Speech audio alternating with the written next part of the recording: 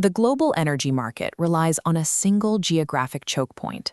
The Strait of Hormuz is a narrow, 30-mile wide waterway inherently vulnerable to blockade. Before the conflict, 21 million barrels of oil moved through this corridor every single day.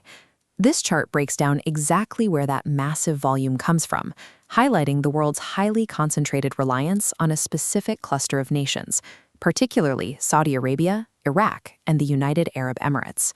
Losing access to this narrow corridor paralyzes 1/5 of the world's energy supply instantly. Looking at this chart of historical exports, the exact moment the strait closes is marked by an immediate drop of 14.5 million barrels per day. 57% of pre-war Gulf levels vanish from the market in a matter of hours. This chart tracks tanker capacity in the Gulf. Notice how the available empty vessels, the red line, fall by half, crashing exactly as the loaded ships spike. The ships are either trapped inside the Gulf or rerouted away entirely. Because the extracted oil has nowhere to go, production hits a physical wall. Fields across the region are forced into immediate, precautionary shutdowns. This is an instantaneous logistical freeze of both the transit vessels and the underlying commodity itself. Once the strait safely reopens, major energy agencies forecast a sharp rebound. Looking at these projections, the steep upward slopes predict that up to 70% of the lost production returns within 3 months. This initial bounce relies heavily on geopolitical allies. In March, Saudi Aramco CEO Amin Nasser noted that his country could ramp up output in a matter of days. This graph of global crude spare capacity shows the scale of that buffer. Saudi Arabia and the United Arab Emirates can rapidly deploy over 2 million barrels per day to help stabilize the market. That sudden injection of oil creates a steep vertical surge on paper, but relying on strategic reserves masks the systemic damage caused by the initial shutdowns. By month 6, that rapid recovery hits a wall. Output caps out around 88%, leaving a stubborn structural deficit.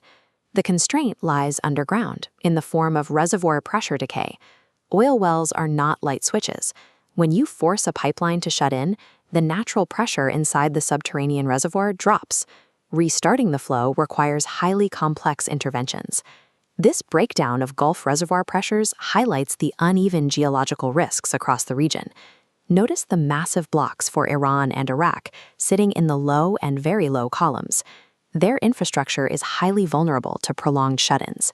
Overcoming that lost pressure requires intense physical labor. Rig crews have to procure new drill pipes, mobilize scarce materials, and perform extensive physical workovers at the wellhead just to get back to baseline flow rates. Below-ground physics dictates the timeline now. A surface-level logistics crisis turns into a long-term engineering quagmire. Looking closely at the history of major oil supply shocks, full 100% recoveries are incredibly rare. We see this in historical data spanning from the Libyan Civil War to the Abqaiq attack. In almost every case, the rapid recovery eventually slows. It's an asymptotic recovery. Notice the flat, stubborn tails refusing to return to pre-shock levels. As output gets closer to normal, each final barrel requires exponentially more time and capital to extract. If the closure drags on and the surrounding infrastructure takes physical damage, bringing that final 10% back online becomes a near impossible task.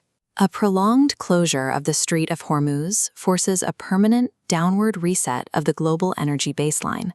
The market is left structurally scarred long after the ships start moving again.